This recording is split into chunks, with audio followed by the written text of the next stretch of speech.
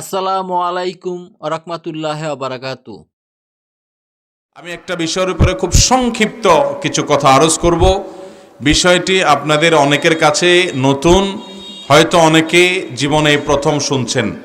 এরকম একটা না শোনা এবং খুব একটা চর্চা হয় না এমন একটা বিষয় আজ আমরা আলোকপাত করব। এটিকে অন্তরস্থল থেকে ধারণ করতে হবে, মুখস্থ করতে হবে এবং এটির উপর নিজের আমল করতে হবে, অন্যদেরকে জানাতে হবে ইনশাআল্লাহ। আল্লাহ আমাদেরকে আমল করার তৌফিক দান করুন। মুহতারাম হাজিরিন, কোরআনে কারীমের সূরা তাওবার একটি গুরুত্বপূর্ণ আয়াত আমি তিলাওয়াত করেছি। এই আয়াতে আল্লাহ রাব্বুল আলামিন ইরশাদ করেছেন, নবমণ্ডল এবং ভূমণ্ডলের সৃষ্টির দিন থেকেই সৃষ্টি জগতে আল্লাহ রাব্বুল আলামিন এই ভূমণ্ডলে, নবমণ্ডলে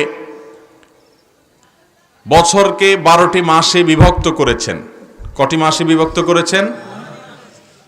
এই মাসের গণনা এটা নবমণ্ডল ভূমণ্ডল সৃষ্টির দিন থেকেই চলে আসছে। এই মাসগুলোর মধ্য থেকে 4টি বিশেষ মাস আছে। চান্দ্রবর্ষের এই 4টি মাসকে আল্লাহ রাব্বুল আলামিন সম্মানিত মাস হিসেবে ঘোষণা করেছেন, মিনহা আরবাআতুন হুরুম।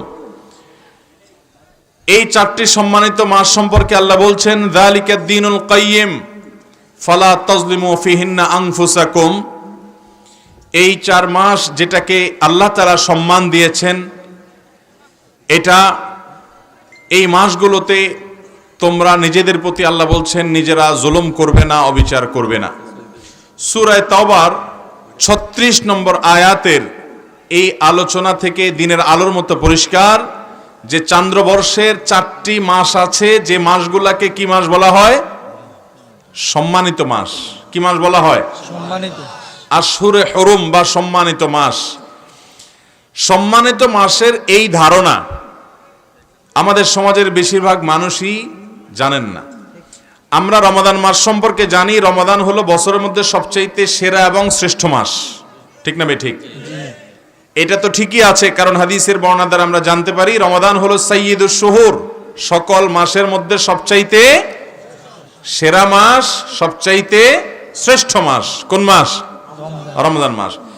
রমাদানের পর অন্য সাধারণ মাসের তুলনায় বিশেষ মর্যাদা এবং বিশেষ সম্মান আল্লাহ তাআলা দিয়েছেন 4টি মাসকে। কয়টি মাসকে? এই 4টি মাস কোন 4 মাস, যে মাসকে আল্লাহ রাব্বুল আলামিন মর্যাদা দিয়েছেন, সে বিষয়ে বুখারী মুসলিম বর্ণিত আবু বকর রাদিয়াল্লাহু তাআলা আনহু থেকে একটি হাদিস বর্ণিত হয়েছে।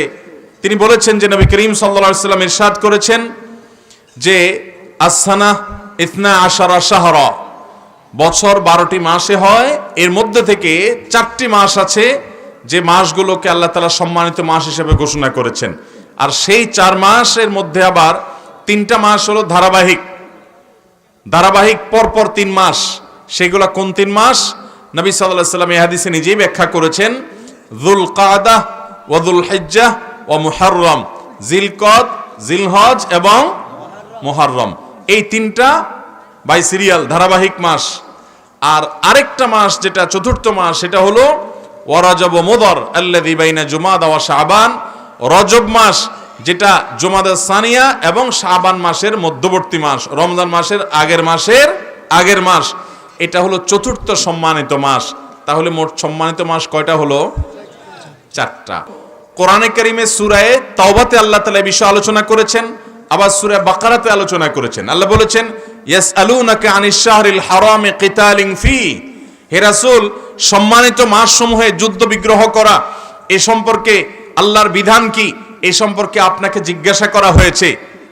মানুষেরা জিজ্ঞাসা করেছে আপনাকে, কুল কিতালুন ফিহি কাবীর, আপনি জবাবে বলে দিন এই সম্মানিত মাসগুলোতে যুদ্ধ বিগ্রহ করা এটা মহাপাপ, অনেক বড় অপরাধ, এটা গুনাহ।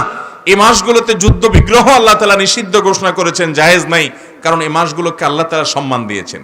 মুহতারাম হাজিরিন, আমরা যে মাসটাতে এখন অবস্থান করছি, এই মাসটা হলো সেই সম্মানিত 4 মাসের একটা মাস। এই মাসটার নাম কি মাস? বর্তমানে হিজরি বর্ষের বা চান্দ্র বর্ষের কোন মাস চলছে? যুলকাদা, জিলকদ।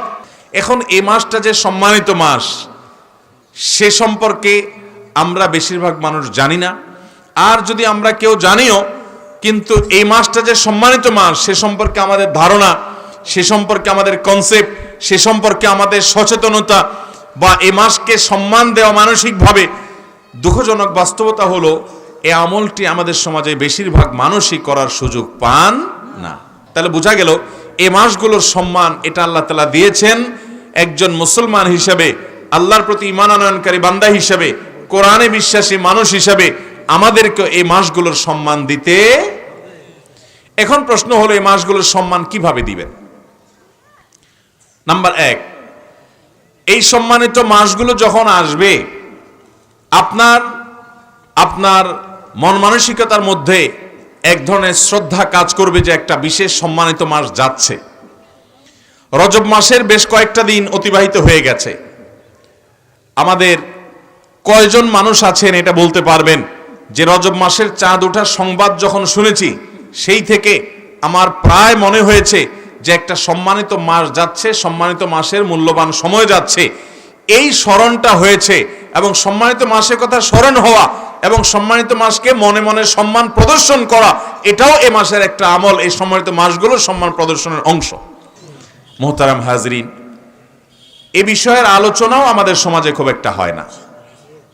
সম্মানিত মাস সম্পর্কিত ধারণা, এই মাসগুলো যখন আসে তখন এগুলো সম্পর্কে আমাদের করণীয় বর্জনীয়, এই মাসগুলো সম্পর্কে কোরআন হাদিসের আলোকে তাৎপর্য আলোচনা, এটা আমাদের সমাজে খুব একটা হয় না।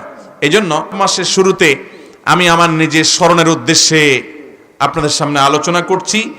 এখন থেকে আসুন আমরা নিয়ত করে নেই, আমার জীবনের প্রতি বছর যখন রজব মাস আসবে, যখন জিলকদ, জিলহজ, মুহররম এই 3টা মাস অতিবাহিত হবে, এই সময়গুলোতে আমরা আল্লাহর দেওয়া সম্মানিত মাস যাচ্ছে এই কথা মাথায় রেখে এই মাসগুলোর প্রতি মনে মনে সম্মান প্রদর্শন করব ইনশাআল্লাহ। মনে থাকবে তো? তাহলে সম্মানিত 4 মাসের প্রথম করণীয় হলো, আল্লাহ যেহেতু সম্মান দিয়েছেন, একটা সম্মানিত মাস যাচ্ছে, অতিবাহিত হচ্ছে, সম্মানিত মাসে আমি প্রবেশ করে গেছি, এই কথাটা মনে করে এই মাসটাকে বিশেষভাবে মনে মনে রেসপেক্ট করা, সম্মান প্রদর্শন করা, যে এটা সাধারণ মাস না। অতএব আমরা সম্মানিত মাসের সম্মান আমরা মনে মনে ধারণ করব। ঠিক আছে তো ইনশাআল্লাহ? এটা 1 নম্বরের কাজ। নাম্বার 2, এই মাসগুলোতে আমাদের রুটিন যে কাজগুলো আছে, 5 ওয়াক্ত নামাজ অন্য মাসেও ফরজ, এ মাসেও 5 ওয়াক্তই ফরজ, অতিরিক্ত কোনো ওয়াক্ত নাই, অতিরিক্ত কোনো নামাজও এই 4 মাসে পড়ার জন্য নির্দেশ করা হয় না, এই 5 ওয়াক্তই। এবং অন্যান্য মাসে যে সমস্ত ফরজ বিধানগুলো আমাদেরকে মেনে চলতে হবে, সম্মানিত মাসগুলোর সম্মানার্থে সেই ফরজ বিধানগুলোকে একটু বিশেষ গুরুত্বের সাথে করব, একটু বিশেষ গুরুত্বের সাথে। মনে থাকবে তো ইনশাআল্লাহ? আপনি অন্য সময় ফজরের নামাজের ব্যাপারে আপনার গাফিলতি আছে, সম্মানিত মাস সেজন্য আপনার রুটিনে নামাজের গুরুত্বটা বিশেষভাবে গুরুত্ব পাবে, যে সম্মানিত মাসেও কিভাবে আমি নামাজ তরক করি। অন্যান্য মাসে আপনি জামাতের ব্যাপারে এত গুরুত্ব দেন না, কিন্তু সম্মানিত মাসের সম্মানে আপনি জামাতের ব্যাপারে গুরুত্ব দিবেন। অর্থাৎ সাধারণ রুটিন আমলগুলোই সম্মানিত মাসের কারণে বিশেষ গুরুত্ব দেব ইনশাআল্লাহ। নাম্বার 3, সম্মানিত মাসের সম্মানার্থে আমরা অন্যান্য মাসে পাপাচার, গুনাহে লিপ্ত হওয়া সেটা যেরকম অপরাধ, সম্মানিত মাসে গুনাহে লিপ্ত হওয়া ডাবল অপরাধ। কারণ আল্লাহ তাআলা সম্মান দিয়েছেন যে মাসকে, সে মাসকে আপনি অসম্মান করেছেন, সে মাসে আল্লাহর নাফরমানি করেছেন। কেউ বিড়ি সিগারেট খাইলো, সে গুনাহ করলো, মুরব্বীদের সামনে খাইলো, অন্যদের সামনে খাইলো, সে বেয়াদবি করলো। কিন্তু একই কাজ যদি নিজের বাপের সামনে করে, শ্বশুরের সামনে করে, তাহলে বেয়াদবি ডবল হবে না? কারণ একে তো তুমি অপরাধ করছো, আবার নিজের বাবার সামনে বিড়ি খেয়ে, সিগারেট খেয়ে, তোমার শ্বশুরের সামনে ধূমপান করে তুমি ধোঁয়া ছেড়ে রীতিমতো তোমার উচ্ছৃঙ্খলতা, তোমার অসভ্যতা, তোমার অসৌজন্যতা, তোমার ভিতরে অভদ্রতার প্রমাণ তুমি দিলে। এটা সমাজের যে কোনো মানুষ জানে যে সাধারণ ধূমপান করা সেটা তো অপরাধী, কিন্তু যদি কোনো মুরব্বীর সামনে, নিকটাত্মীয়ের সামনে, সিনিয়র ব্যক্তির সামনে করে, সেটা আরো অপরাধের মাত্রা বেশি হয়। ঠিক একইভাবে অন্য মাসে আপনি হারাম জিনিস মোবাইলে দেখলেন, হারাম কথা মুখে বললেন, হারাম কাজ সম্পাদন করলেন, সেটা অপরাধ, সেটা গুনাহের কারণ। কিন্তু সম্মানিত 4 মাসে আপনি যদি এই গুনাহের কাজগুলোই করেন, তাহলে সেক্ষেত্রে আপনি অপরাধের ক্ষেত্রে ডাবল অপরাধ করলেন, সম্মানিত মাসের সম্মান নষ্ট করলেন, সম্মানিত মাসকে অসম্মান করলেন। আল্লাহ তাআলা কোরআনে কারীমে সূরা তাওবার 36 নম্বর আয়াতে বলেছেন, ফালা তাজলিমু ফিহিন্না আনফুসাকুম, সম্মানিত মাস যখন আসবে তখন তোমরা নিজেদের প্রতি অবিচার করো না। অর্থাৎ এই মাসগুলোতে গুনাহ, পাপাচার এবং আল্লাহর নাফরমানি, আল্লাহর অবাধ্যতার এই কাজগুলো এই মাসগুলোতে করবে। তাহলে 3 নম্বর আমলও পেয়ে গেলাম, 3 নম্বর কর্মসূচি পেয়ে গেলাম। অন্য মাসে যে পাপাচারগুলো আমরা পরিহার করি, এই সম্মানিত মাসগুলোতে একটু বিশেষ গুরুত্বের সাথে সেই পাপাচার পরিহার করব ইনশাআল্লাহ। আল্লাহ আমাদেরকে তৌফিক দান করুন। নাম্বার 4, সম্মানিত মাসে যুদ্ধ বিগ্রহ করতে আল্লাহ তাআলা নিষেধ করেছেন। আল্লাহ তাআলা বলেছেন, ইয়াসআলুনাকা আনিশ শাহরিল হারামি কিতালিন ফীহি, হে রাসূল সম্মানিত মাসে যুদ্ধ বিগ্রহ করা সম্পর্কে আপনার কাছে জিজ্ঞাসা করে তারা। কুল কিতালুন ফীহি কাবীর, আপনি তাদেরকে জানিয়ে দিন যে এই মাসে যুদ্ধ বিগ্রহ করা এটা মহাপাপ এবং আল্লাহর পথে আসতে মানুষকে বাধা দান করার শামিল, জঘন্য অপরাধ। এই জন্য অনেক ইমাম মুফাসসিরদের মতে আক্রমণাত্মক যুদ্ধ, আগবেড়ে যুদ্ধ, এটা এই সম্মানিত মাসগুলোতে নিষিদ্ধ। হ্যাঁ, কেউ যদি আগে থেকে যুদ্ধ চাপিয়ে দেয় তখন প্রতিহতমূলক যুদ্ধ করা জায়েজ আছে। আমরা বেশিরভাগ মানুষ সৈনিক নই, আমরা বেশিরভাগ মানুষ আমাদের পেশাগতভাবে সৈনিক না হওয়ার কারণে যুদ্ধে অংশগ্রহণের আপাত সম্ভাবনা আমাদের কম।